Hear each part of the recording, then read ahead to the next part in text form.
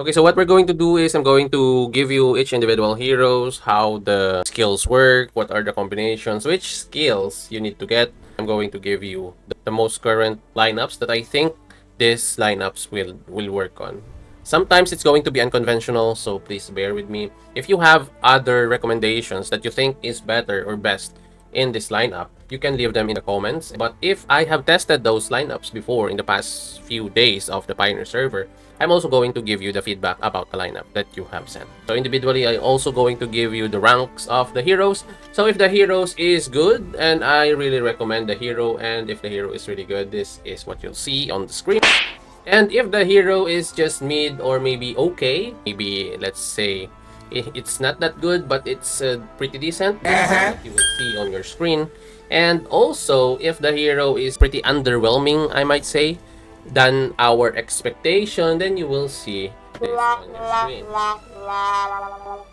Okay, so let's start with Pyrrhus. Number one question is Pyrrhus a free-to-play player? Or sorry, a free-to-play player friendly hero? The quick answer for you guys is, for me, he is not really so much of a free-to-play player friendly. Maybe on the verge of low to mid spenders can work with Pyrrhus. But for example, you have a Sun Tzu. If you have a Sun Tzu, I think it's safe to say that you have waited for a long time and maybe you have saved up legendary hero medals, the standard rings or the needed rings for Pyrrhus to work. I think you should get Pyrrhus. Okay, let's go on with the skills. So Pyrrhus have this commander skill, but it takes a while before it activates. The usual gain of the initial skills of the other heroes are actually at 150, but this one is only at 100. So there are heroes that will only get to 100. Okay, now this one deals strategy damage to the enemy troop, then the damage rate at 550% with the strategy bonus. The only problem with this damage is this damage will give you a good actual output when you see it in the screen, but the damage per se or the damage itself won't really feel 550% because once you hit this commander skill, your life sometimes is actually at like 70% or lower depending on your build. But this is what I observe. This damage isn't really going to be compact or going to be really explosive.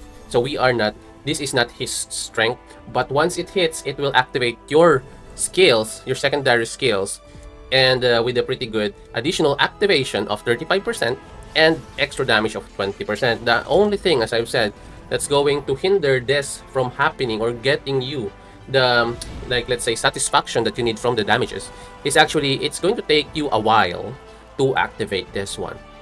And then it also says here that the signature skill is active once it's activated successfully, is where the damage and the activation will really hit. Now the thing after that one is also, it means here, sorry, I kind of forgot to tell you guys that it means here that you will be able to only use this 35% activation chance plus the 20% damage once after you hit this skill. Now we have here the signature skill. This is actually the best part of Pyrrhus. So for me, Pyrrhus with this skill is pretty good. You just need to know the other heroes to pair up with Pyrrhus. Now this skill is Thundering Trample, wherein you deal strategy damage to the enemy troop with the rate of 330%. This is maxed, and the strategy bonus. Now each time this skill is activated, there is an 35% chance to activate it one additional time, and the max of activations per turn is 4. Now, the thing here that you must consider, because this is going to be pretty important later, is sharing the limit with other additional activation effects. So actually, that is going to be the other problem of this one. And after that one, you have every 2 activations increases your strategy by 30 for 6 seconds. So next up, we're going to talk about now the skills or customizable skills. Now, here, for example, this is a passive skill, the Expedition Phalanx. This increases your signature active skill chance by 2%. Each time you activate a signature active skill, increases signature active skill damage by 2% and stacking it up to 6 times. That is going to be 12% at max. And then during rallies, your signature active skill damage increases by an additional 10%. This is actually where it works.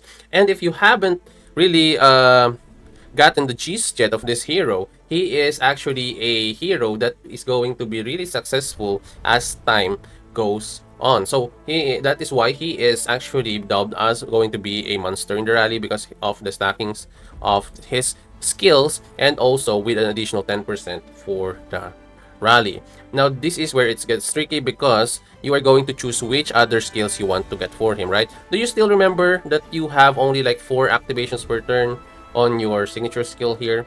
So for me, in my own opinion, this is not a standard, but for my own opinion, based on what I experienced, based on the tests that I have done for the past few days, I don't want you guys, or maybe I recommend that you guys won't really get another active skill. As you can see, I have unlocked both and tried both and everything. But for me, the best still here is the Strategy Master's Gift. With the Strategy Master's Gift, you will get that 30% extra plus activations chance for your signature active skill, which, as I've said, is very, very important for your Pyrrhus. So that's my suggestion for the customizable skills. Now, here are the stars of Pyrrhus. And the reason why I'm not really recommending this to free-to-play players is because of the star escalation. Like, look at this. Increased thundering tramples damage rate by an additional 30%. So that's already in there. So 1 star is pretty easy. 30% damage is pretty cool. Now on the 3rd star, thundering tramples reactivation chance increases by an additional 2%. And then every 2 activations increases your strategy by 30. So this is the additional for the 3rd star. It's pretty good, right? And then on the 5th star, increases thundering tramples reactivation chance by an additional 8% and increases the max activation limit per turn by 1. Now, this is where your Pyrrhus actually thrives. That additional activation of 8%. It's not an activation really, but reactivation, because this is where your Pyrrhus would thrive.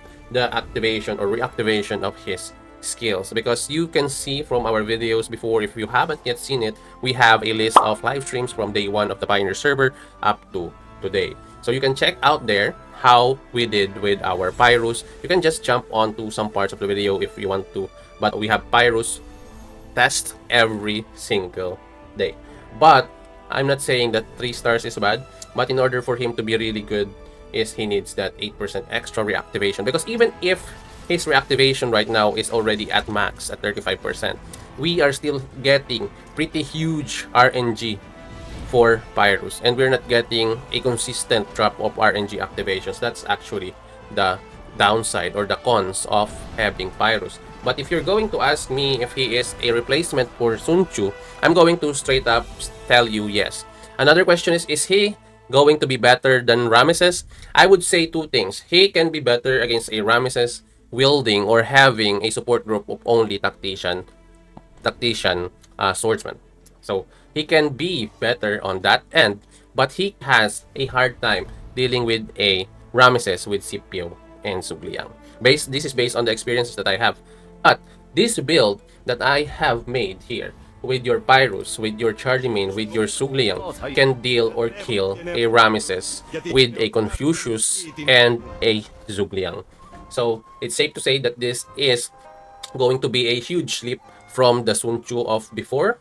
So for those of you guys who are Sun Tzu users, rejoice, because Pyrrhus is going to be your replacement for Sun Tzu. Actually, if you are or you love doing rallies, even if you are a free-to-play player or maybe you are a low spender, you have him at 3 stars. You can do like a second march on him if you are on that side of things, especially the players that I have recommended to use Lubu, and then the secondary marches has a Sun Tzu. And I think that he is going to be a menace in the rallies. Even if at low stars, let's say 3 stars, not so low, but maybe at 3 stars in the rally, he will thrive. But in the battlefield, without the proper gear, without the proper levels on the rings and everything, you all know how messy it is in the battlefield, especially with the Krakens and with the whales roaming around the battlefield. I think you're going to have a hard time if you won't have Max Pyrrhus and also have the right rings for him. The number 1 suggestion that I do want you to get for the rings is your Ring of Serpent. If you have the Ring of Serpent, your Pyrrhus can do a burst damage with that one.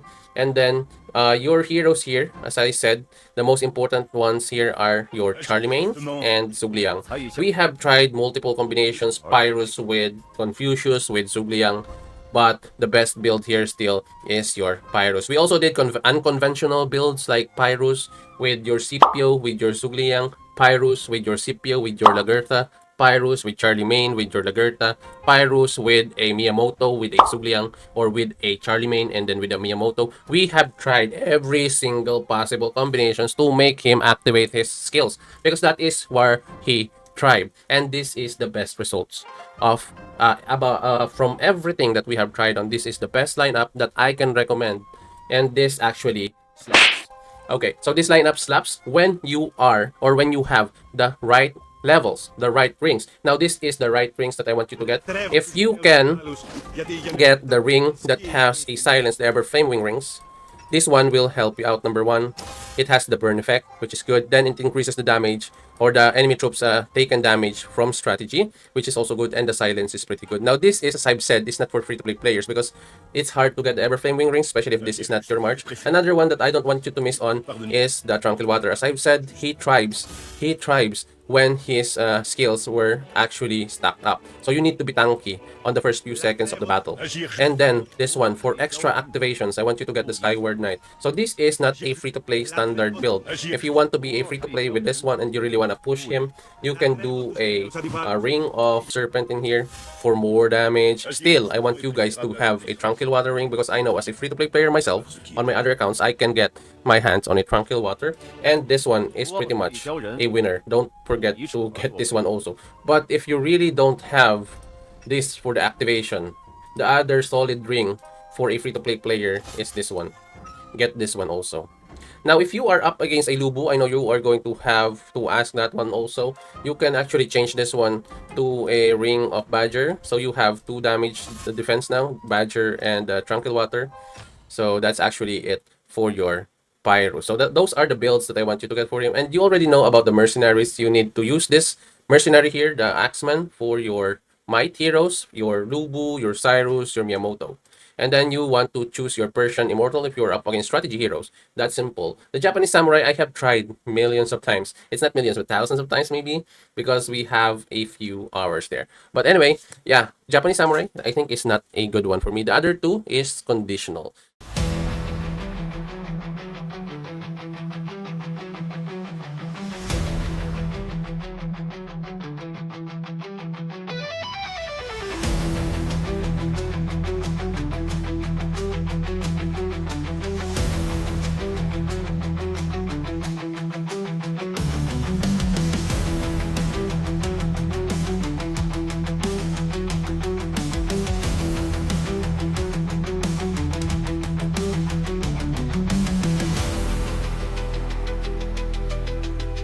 And hey, click on this video right here for more awesome TITOBODS content.